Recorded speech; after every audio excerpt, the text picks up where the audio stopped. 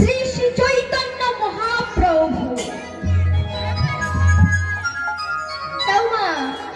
গৌর হরির তো এত সুন্দর নাম ছিল, কি ছিল না?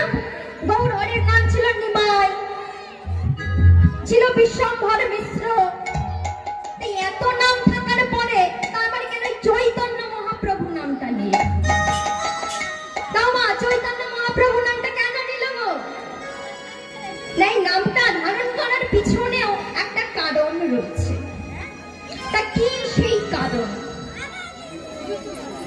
সেই কারণটা হচ্ছে চৈতন্য মহাপ্রভু নাম ধারণ করেছিলেন মা আমাদের মতো এই কলিহত জীবদের চেতনাকে অনুমুক্ত করে দেওয়ার জন্য, চৈতন্যকে জাগরিত করার জন্য।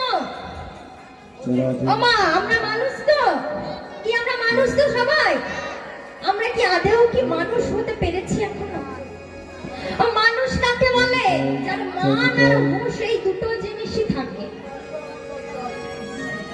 কিন্তু আমাদের মধ্যে কি সকলের মধ্যে মান আর হুঁশ এই জ্ঞানটা কি আছে? তাজ সমাজের যেই অবস্থা, এই যে মানুষের মধ্যে এত দাঙ্গা, এত যুদ্ধ, কেন এই মানুষের মধ্যে এত অবনতির ছায়া? আজ আমরা নিজেদেরকে মানুষ বলতে লজ্জা বোধ করি। আমা আজ যদি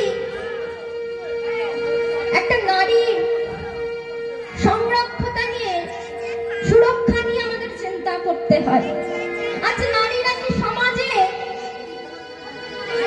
সংরক্ষিত? আমা আজকে নারীরা হয়েছে মানুষের ভোগ্য।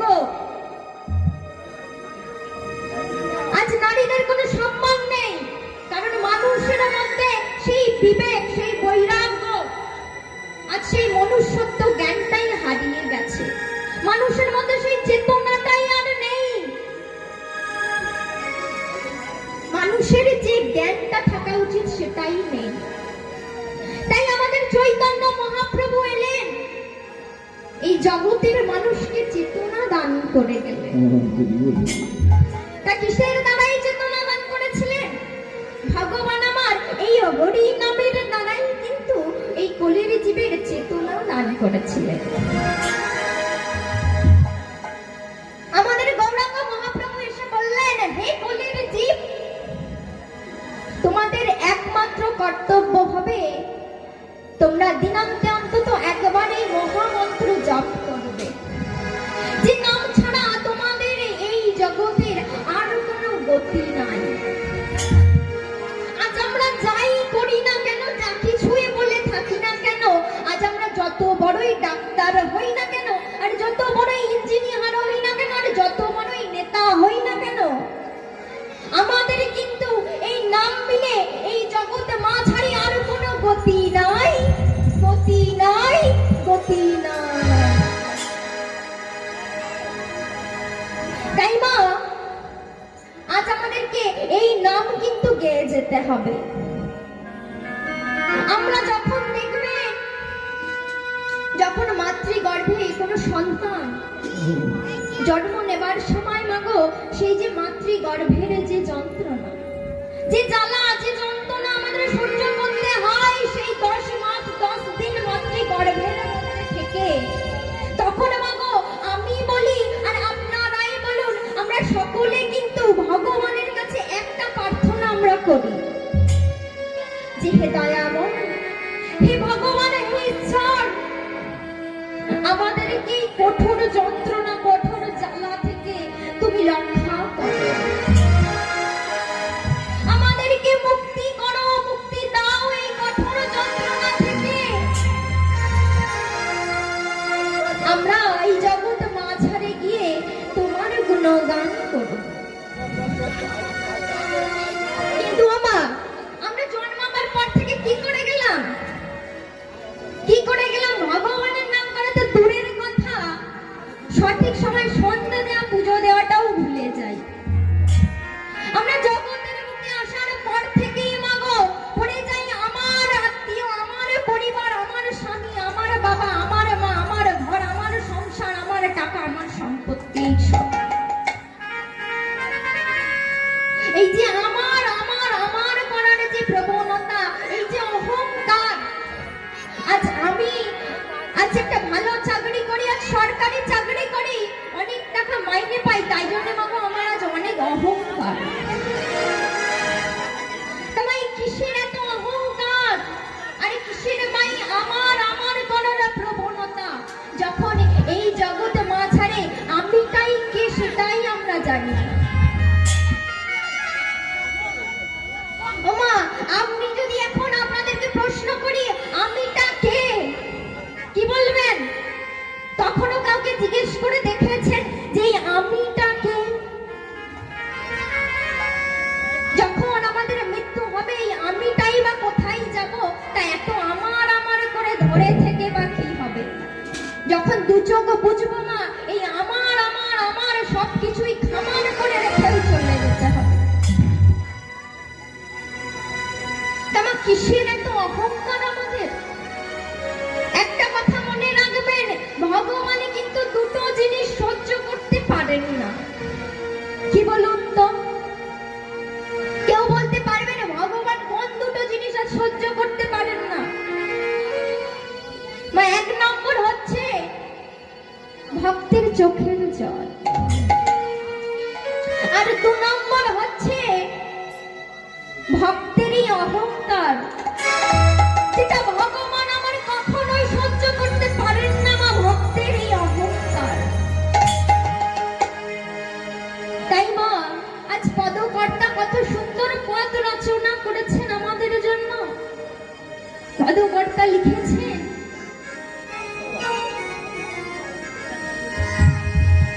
কি বলছেন? পদকর্তা বলছেন, ছলো ছলো নয়নে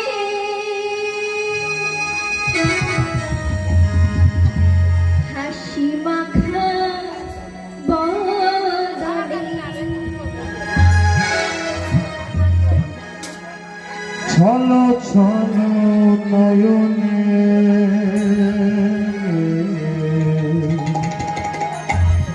ওই না হাসি মাখা বদনে, ছলো ছলো নয়নে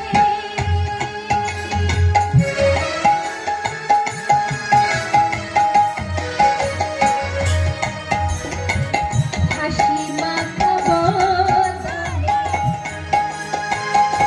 ছলো ছলো নয়নে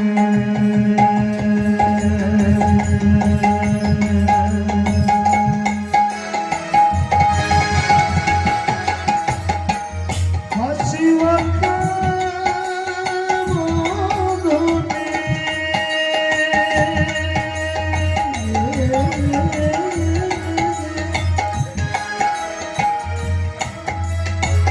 আনন্দ কাননে মন, আনন্দ কাননে মন, চলো অনিবার, হরি বল মন রে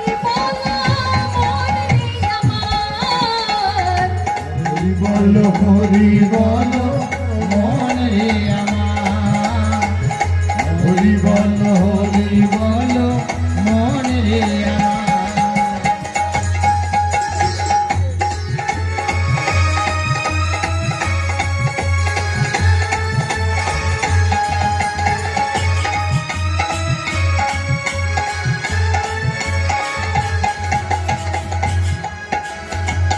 কেউ তো কারো নয় এই কথাটা সত্য, ভেবেও দেখো না মন, সবই যে অনিত্য। কেউ তো কারণ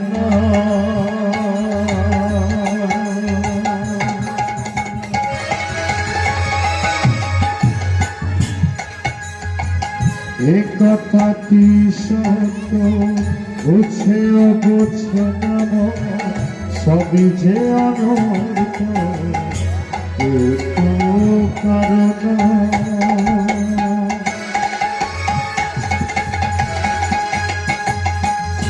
কেউ তো কারণ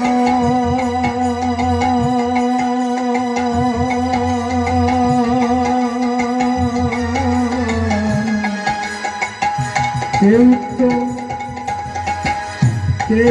তো কারো না এ কথাটি সত্য বুঝেও বোঝে না সবই যে অনর্থ ওই দেখো শ্মশানে কিবা রাত্রি দিনে, ওই দেখো শ্মশানে দিবারাত্রি দিনে ওই দেখো শ্মশানে কিবা রাত্রি দিনে। ওই দেখো শ্মশানে দিবারাত্রি। ওমা, কি বললো?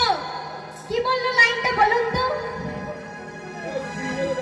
কি বলছে? ওই দেখো শ্মশানে কিবা রাত্রি দিনে পুরিতেছে মানুষের ওই যতই অহংকার।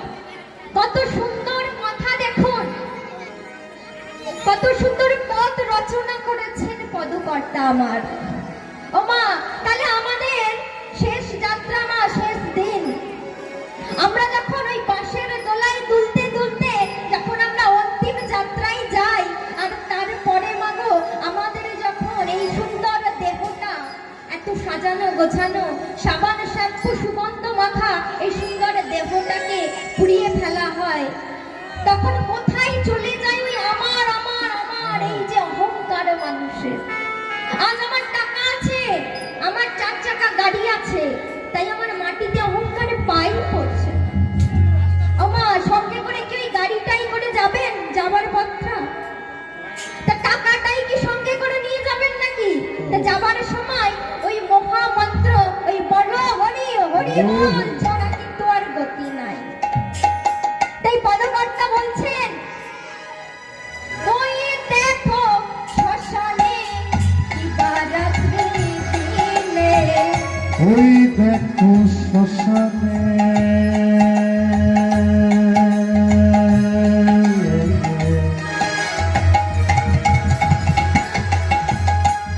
ওই দেখো শ্মশানে দিবারাত্রি দিনে পুরী থেকে কত শত মানবতা হরি বল হরি বল হরি বল হরি বল হরি বল হরি বল হরি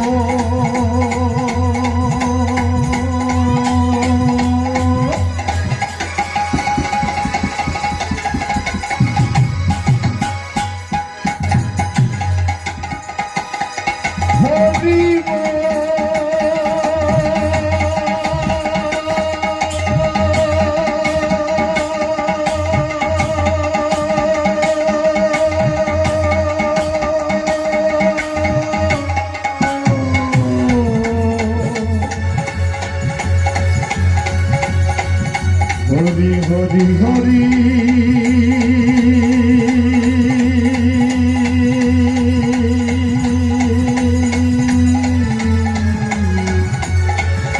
হরি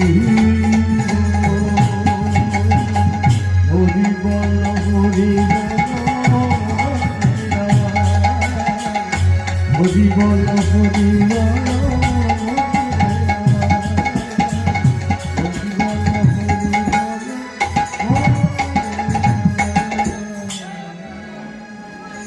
তা গৌরাঙ্গ মহাপ্রভু আমাদের এই মানুষের চেতনাকে চৈতন্যকে জাগরিত করার জন্যই মা এই ধরাধাম মাঝে নেমে এসেছিলেন। মহাপ্রভু আমার এই কলিযুগের সমস্ত অধম জীবের দ্বারে দ্বারে ঘুরে ঘুরে এই মধুর নাম বিতরণ করে চললেন।